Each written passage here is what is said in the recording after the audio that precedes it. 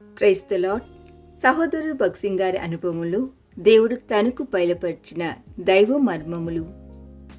అరణ్యమును ఎండిన భూమియు సంతోషించును, అడవి ఉల్లసించి కస్తూరి పుష్పం వలె పూయును.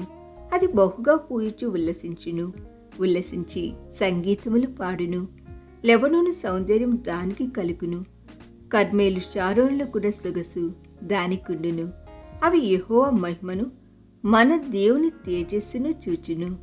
యెషయా 35:1-2 ప్రభు తన సంతోషమును ఎంత సామాన్యముగాను ఎంత సౌందర్యముగాను క్లుప్తపరిచి ఉన్నాడో చూడండి.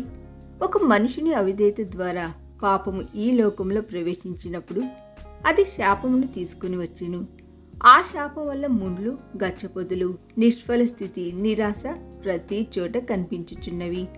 తన విద్యా పురోగమను సంస్కృతి మీద ఆధారపడి మానవుడు ఏమి చేయి చూచినను అది కేవలం ముండ్లు, గచ్చపొదలు, ఎడారి ఇసుకగా మాత్రమే మిగిలిపోను. ప్రతి గృహమునందును ముండ్లు, గచ్చపొదలు కలవు.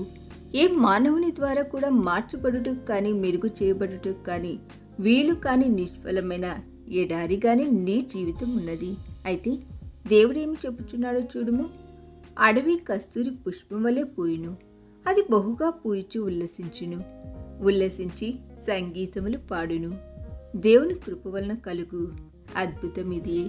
మన జీవితంలో గొడ్డుబారినవిగాను నిష్ఫలములుగాను అగుటకు కారణమైన పాపమును క్షమించడం మాత్రమే కాక ఆయన తన ప్రేమ ద్వారా ఆ నిష్ఫల జీవితమును, ఎండిన జీవితమును కస్తూరి వనముగా చేయుటకిష్టపడుచున్నాడు.